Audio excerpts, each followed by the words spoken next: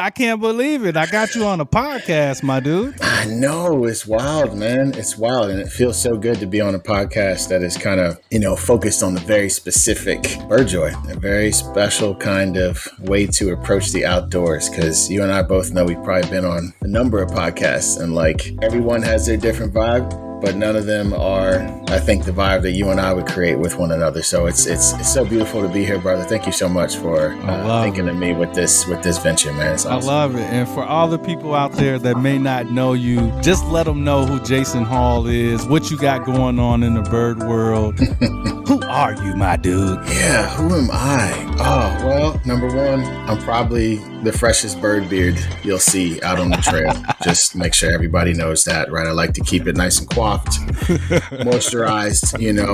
It helps me find the birds, shows them that I am a human of respect. Yeah. Secondly, I'm the founder of In Color Birding Club here in Philadelphia, a nonprofit devoted to getting Black and brown folks and our allies out into nature, and particularly through the on-ramp of birds. So, we're looking forward to beautiful 2024, getting people out. That nonprofit is not my day job. My day job, I work in pharmaceuticals, specifically vaccines. Been doing that for almost 20 years. So this is not a podcast about vaccines, though, so we're going to keep it to the birds. All right.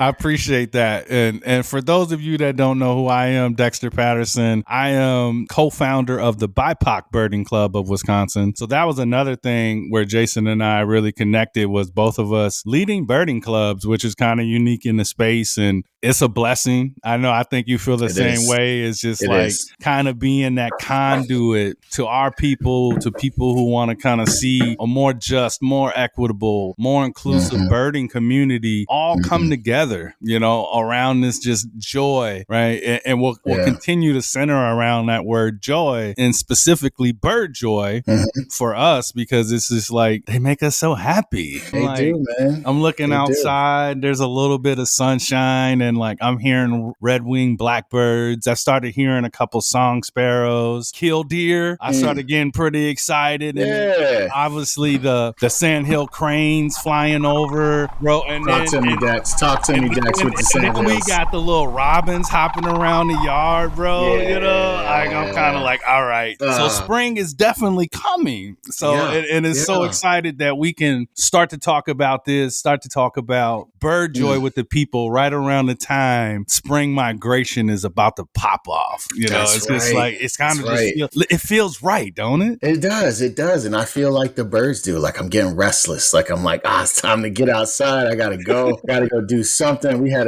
like a 65-degree day this week, and I was dying, man. I was dying sitting in front of my laptop. I was like, this is the worst. Like, I need to be migrating right now to some green space. But I got out this morning, man. I signed up for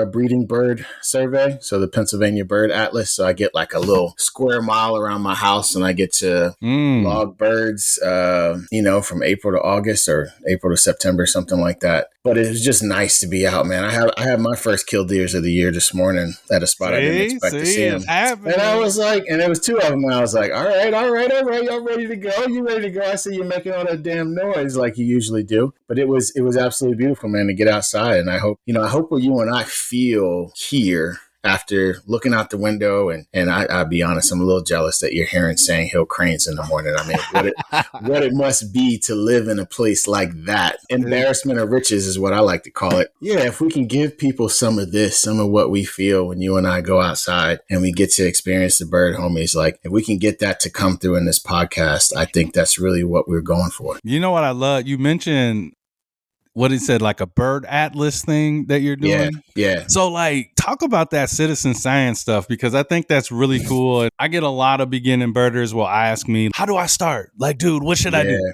What should I do? And I'm like, always like, you know what? Start in your backyard. Yeah. Because it's like, for me, it's so intriguing. Literally just pay attention to what is around you at all times. And it's so weird when you actually pay attention, whether it's your front yard or your porch or your backyard, wherever you're able. Maybe it's just going outside of your building, wherever it is. When you start to pay attention to the birds already around you, it really flips the script, because you're like, wait a minute. It's not just one or two birds around me. There's like 15 different species around me right now.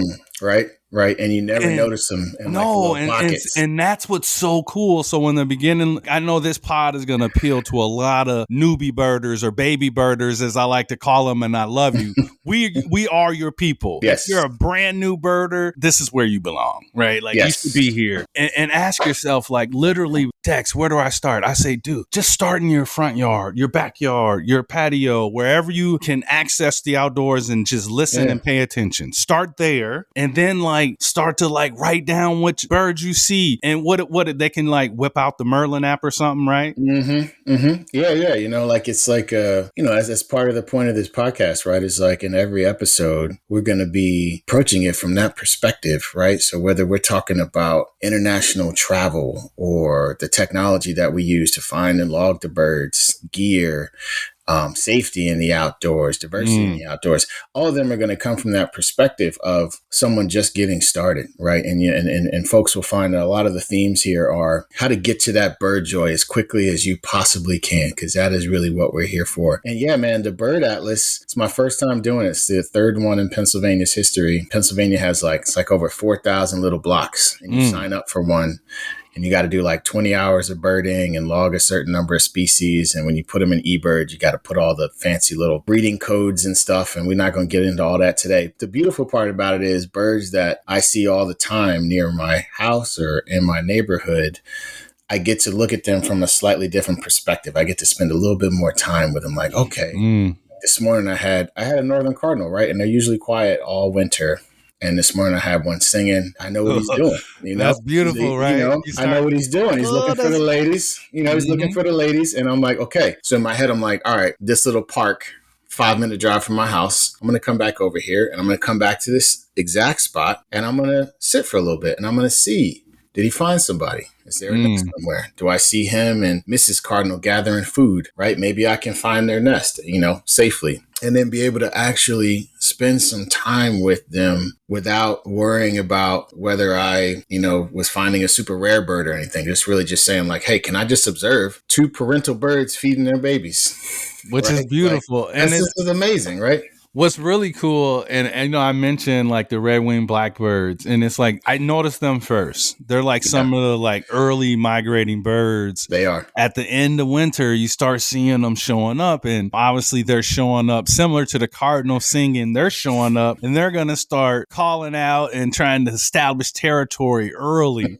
So they're already up here. Sometimes the end of February, first week of March, and you start hearing them, and then it's like it's kind of like this domino effect, because then you're not only seeing red-winged blackbirds and hearing them, and then next thing you know, you hear, we were talking a week or so ago about the male house finch and how they start singing, and then like how you might just find yourself just like literally nerding out over the fact that, wait, I just heard a male house finch singing, but I also saw a red-winged blackbird and I saw a robin hopping around in the yard.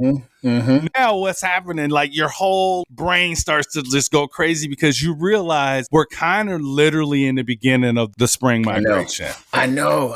It's like, and that's like the beautiful part. People can get started in the spring, mid to early spring, or even in the winter, and you get familiar with your landscape during a certain season, right? And the reason the red-winged blackbirds pop out so much is because they're not making noise or they're not here in the dead of winter usually. So at the end of my neighborhood, there's a little cattail kind of retention pond thing. And I know when it's about to pop off because I start going to work and I hear them out there conquering, you know, they just out there giving a little call. Yeah. I'm like, okay, bet it's about time. And as soon as I get used to them being out there, next thing you know, boom, Baltimore Orioles. Right? I'm starting to hear those, right? I'm starting to hear warblers, right? I got brown thrashers making a ruckus in the bushes, right? They give this like kissing noise, you know, when you roll them, like, all right, it's time to go. So like, that's what I want people to be excited for. It's like every day you wake up during the year, if you're aware of birds, it's like turning another page and you're like, okay, what's today's story? And you can do that on a local scale in your backyard. You can do that globally. You got to travel somewhere for work. Oh, boom, you got another page. Even if you got to go to like Nebraska in the middle of winter, there's stuff there. Right? Yeah, and probably a whole bunch of cranes. Probably, right? So like, yeah, man, it's such an exciting time of the year, man. And I wish we could just do this every day, just have a conversation every day about birds would be fantastic. Yeah, and we probably won't be able to pull off the conversation every day, but we could probably pull it off weekly, which is our goal, is to try to drop an episode every week with the people throughout the spring, throughout the summer, and just kind of sharing stories like we just shared. It's funny because the last time we talked, it's funny how we talk and we always end up talking about goals somehow. Yeah. And I think it's your fault. I think it's your fault, but it's so funny because we have these conversations and we start talking about goals, and I'm like, yep, this is Jason's fault that I'm out at my local watering hole taking pictures of ring-billed gulls and herring gulls right now. Yeah. We have a whole bunch of herring gulls that just showed up, and I'm like, this is Jason's fault. I'm taking pictures of gulls, and it's your fault. I just thought I would share that with you. I mean, if you got a bunch of herring gulls, you got to be looking out for that Vega gull.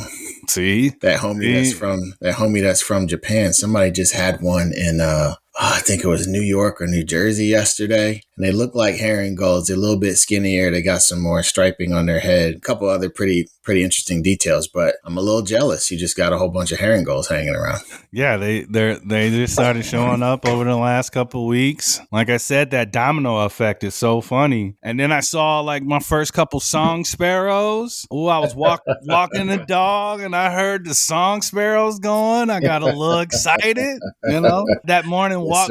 It lasted a little bit longer. I'll just say that. Wait a minute. Now I'm hearing song sparrows. I went from the like, oh, this is the warning signs of this early spring is going to disappear. And I'm not going to lie, we still get some cold days. Sure. I'm really confident that spring is like here. See, I always feel that way too. But see, Pennsylvania is a little indecisive when it comes to changing seasons. So what we're in right now in Pennsylvania is called fake spring. Right? And it's going to be like that for probably another week or two. And then we'll get one more cold snap. It might even snow because, Pennsylvania, right? And then after that, it's spring. Before everything really gets blooming and green, it's just muddy season. It's just rain's falling, things are trying to grow, the ground's thawing out, right? So you got to get your boots on. But it's exciting either way because you realize the birds don't migrate all the time based off of the season. They migrate based off of the amount of light. As the Earth's axial tilt turns, they're like, okay, I'm getting some more daylight, so it's time to go. And it's interesting to keep an eye on it in the spring because some birds show up too early and they eat bugs, and it's not warm enough for the bugs yet, but there's plenty of sunlight, right? So those birds got to figure it out. Same thing. Some birds show up to breed. They get here too late to get the bugs or the caterpillars or whatever it is. And now they're going to have a tough time nesting, right? So like it's a really critical time of year. And although I can be mad and curse the skies for extra snow, some of these birds are dealing with a lot more hardship, when it comes to the change of season. So I look forward to seeing them be successful. I'm in Wisconsin, and now you have me regretting my statement of spring is here, knowing that we're going to have at least 2 to 3 weeks of early spring. So just don't mind me. I'm a little excited. I start hearing spring birds, and they're hardy birds. I know a lot of people get worried, but like the red-winged blackbird and, the robin and the killdeer and the song sparrow and these cranes and these birds we're talking about are going to be just fine. Yeah, it's funny. Wisconsin weather gods are like, oh, really, Dex? Oh, really? Yeah. I was like, let me just go ahead and put this out there in the universe. My bad. I was going to say, man, a few states over from you last week. They got like 12 feet of snow. You better be careful. We had a day, literally, it was about a week ago. We had a high of 70, and then that same night was a low of 15 degrees. Oh. 55 degree temperature drop, literally in the same day. It was pretty wild. I always wonder too, maybe some of the homies out there can let us know on socials or whatever, like, what is it like in like South Texas, South Florida, right? When you go from South winter Padre to spring. Island. Yeah. Like, do you guys actually have to put in work to get through winter down there? or is it just us up here putting in that effort, right? It's funny. People think I'm crazy, like they'll see me doing a video, see you doing a video. They'll just seeing like your breath. Yeah. Like, it's too cold to be outside. What is you doing outside? A lot of my family is in Tennessee. So my dad and all my kinfolk on my dad's side, they're all in Tennessee, and it's so funny. They all think it's crazy how cold it gets up here. And like people will see me just in a beanie hat and I'm birding in there. It look cold. Yeah. I'm like, you have no idea what cold is. This right now, late spring, early spring. I mean, early spring, late winter weather is not cold. I'm sorry. Like, it's like, yes, it's just not cold.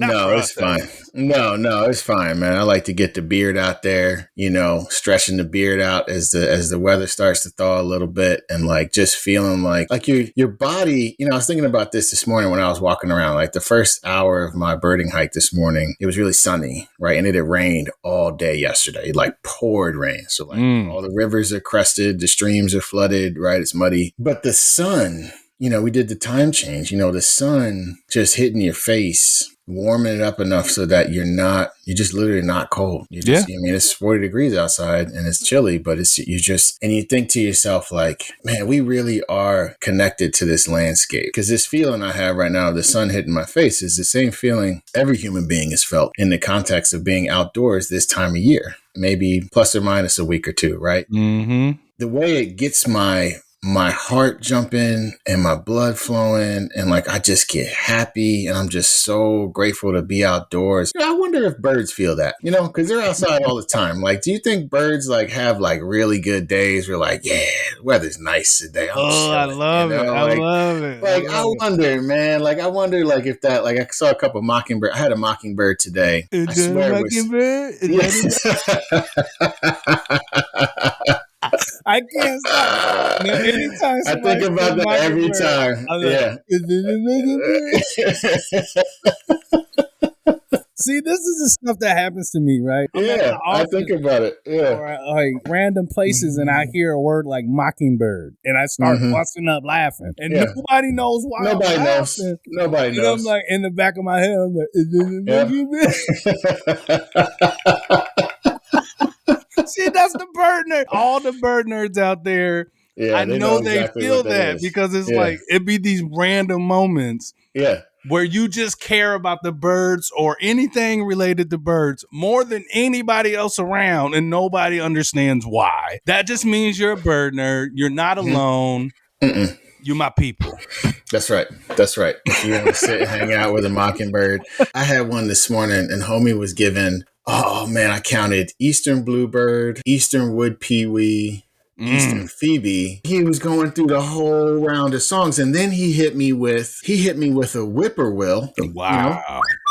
And then he hit me with a black-billed magpie, which I only hear when I'm out past the Rockies. Wow. And I was like, homie, where are you from? Where did you learn that? You're not supposed to be out here. And like just sitting there and wondering, like, maybe he's just feeling himself because it's a nice morning. He was like, I'm going to hit him with the whole repertoire this morning. I'm going to hit him with the whole album this morning, And I just... He said hit him with the whole album. The whole album. All 12 tracks. He was like, come get it. No EP. No. And I was like, this is so beautiful, right? And a very common bird, a mockingbird, but just sitting there and saying to yourself, can I pick out every song that this bird is giving? Violating. He violating everybody Merlin app right now. That's right. And I wasn't even mad at him, right? I was like, you do you, homie. You do you. I love it. I love it. Man. Yeah, like I do wish like at the snap of a finger, I could just, if I'm experiencing something great out in nature, just snap my fingers and just teleport all my friends and family there. Just be like, do you see this? Do you see this? In those moments where you find yourself just literally nerding out about this bird bird or its sound or its behavior or where you saw it, or I don't know. It's like all these moments, once the people start to pay attention, they're going to start experiencing these moments of like serendipity where they're out in the woods, they're somewhere at their local park, they're somewhere, and all of a sudden they feel better, or like they smile, or they notice something that they didn't notice before, or they recognize this bird call because they heard it the last time they were out, right? They start having these type of moments and they start to feel like this is for me. Yeah. I'm in my zone. I'm very comfortable. I'm living in the moment. I think that's an important part. There's so much negativity kind of thrown at people all the time, or stress throughout the week, whether you're working in your pharmaceutical world or I'm trying to prepare a lecture for 50 students or whatever it might be. There's these moments in the world where like stress can mount, but then you go out, like you went out this morning and the sun's hitting your face and you're hearing these new birds and you're starting to think about things. It changes your mind frame from like all that stress and those worries. That's right. I'm here right now with the homies. Yeah. I'm enjoying this, and you kind of leave the spot, like everybody's in a spot with us right now, but we all go to our spots and we find these birds and like we listen to these birds, we observe these birds, and we leave better people, better human beings. Yes. I hope that's another thing that people get when they listen is just, yes, we're human beings like anybody else. We have bad days, and it's crazy because those bad days are when I remember that I love birds and I go and spend some time with them. And that bad day is like not as bad. That's right. You better preach, Professor Dex. Better. It's just, and it's not even super complicated. I wish I could give people like some really detailed scientific explanation for it, but I can't. I can just tell you that like on some of my worst days, just spending time, like it's the intentionality of it. You intentionally have to go out and go birding. Right. It usually doesn't sneak up on you unless you're driving and you see something wild on the side of the road, which happens.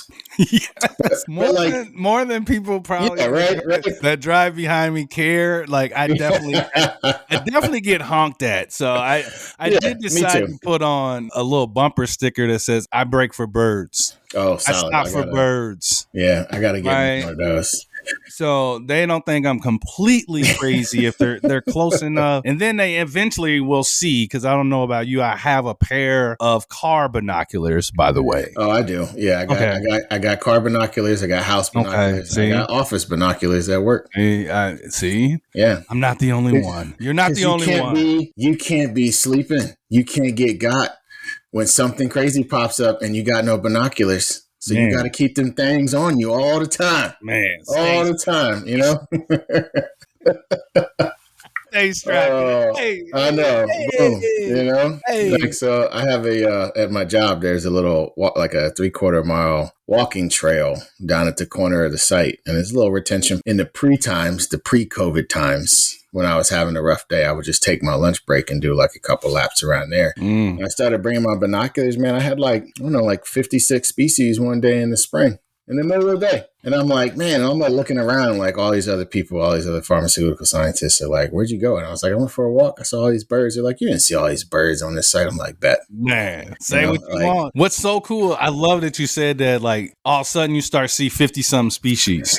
And it's crazy because, like, throughout the winter, you might see 15, 10. On a good day. Right? Right. And it's crazy because all of a sudden, literally, like in 1 week, that number goes from like 10 to 25, and you're like, whoa, wait a minute, right? Yeah. And then like a couple more weeks, that number is like 40, 45, 50, 55, 60, 65, right? And it just keeps going up, and it's like I got a game.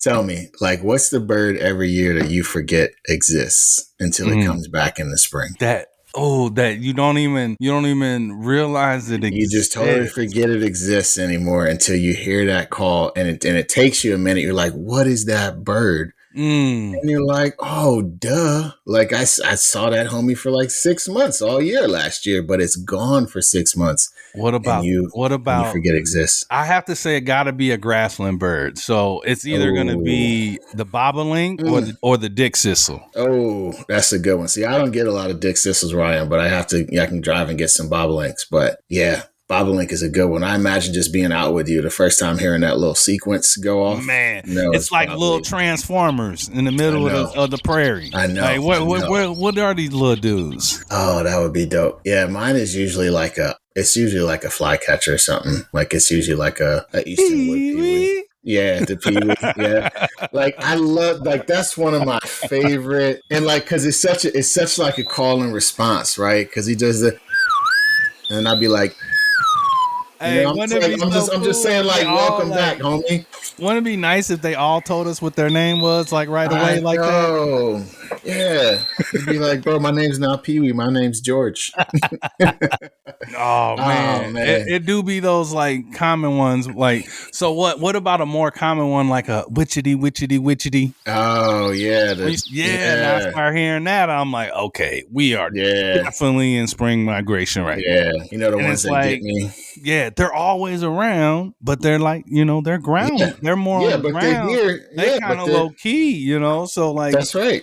You hear them like to pop up and curse you out. Yeah, and they'll just pop out of nowhere. Like, I feel like if I had to choose a small songbird to be in my gang to help me fight people, it would be a common yellowthroat and a marsh wren. Those two are ready to go. You make the wrong noise, they pop right up on the leaf or the marsh, and they be like, "What's good, homie? What's good?"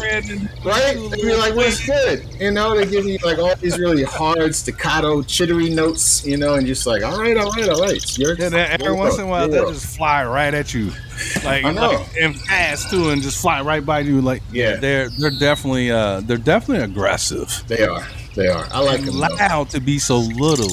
I think I find myself kind of shocked when I hear literally how big their voices are. I know people are always like when we go out and in the spring and they get like a Carolina wren, just like Carolina wrens are like the Adele of the forest. Okay. Like you look at them and you're like, there's no way a voice that large comes from you. Yeah. And then they just do it again. And you're like, oh, the whole forest. It's just beautiful every time. Like it's not even. If I could sing like that, I would sing all the time too. I'd be standing on top of my little perch all day. I hope this podcast gets folks excited for those kinds of experiences, right? Those kind of story. And I think we're gonna have a lot of those. We're gonna have some guests. We're gonna roll out some resources and some other stuff. And mostly we're just gonna have fun. We're gonna find that bird joy, baby, and it's gonna be absolutely lovely. I really cannot wait, man. This is probably the best way to introduce it because literally all we did was just nerd out about birds.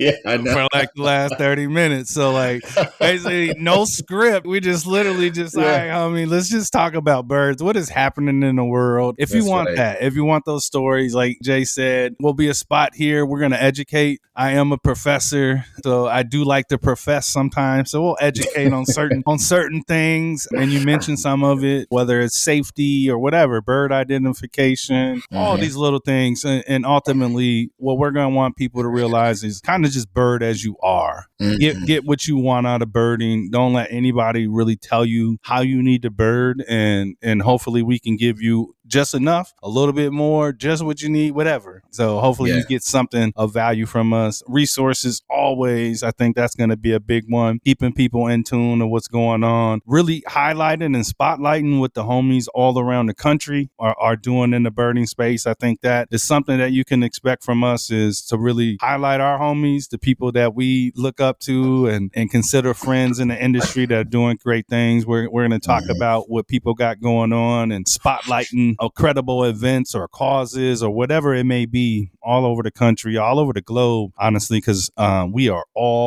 out here. We're all over the place, So speaking of, did you see that article on that yellow-billed loon that showed up in the Bellagio fountains last week? Look, yellow-billed listen, bro, I was in Vegas the week before for a wedding. And everybody's sending me this. They're like, did you see this? And I'm like, no, because I'm a clown and I left a week earlier.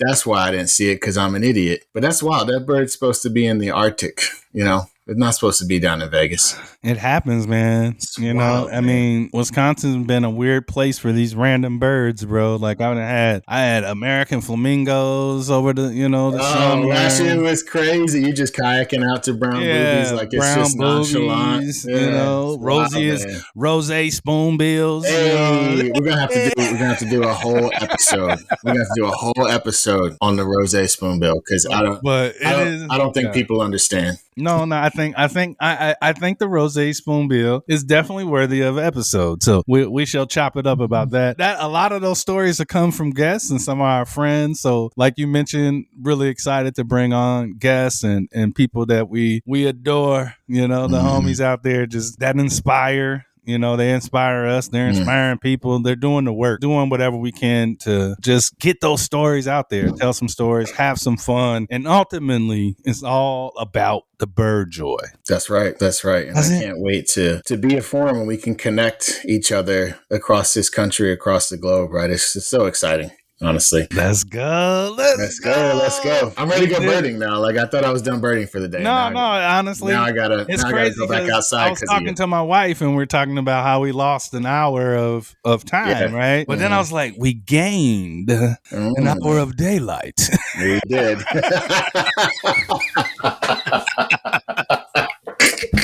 I was like, it's gonna be like 6:37 now when it's getting dark. Instead of 5:30. So yeah, I can bird for 2 hours after dinner. Man, it's definitely 2 bird outing season. Yes, going out in the morning and before and after work. Yeah, it's just that's what it is, brother. Awesome, man. It's been great talking to you, bro.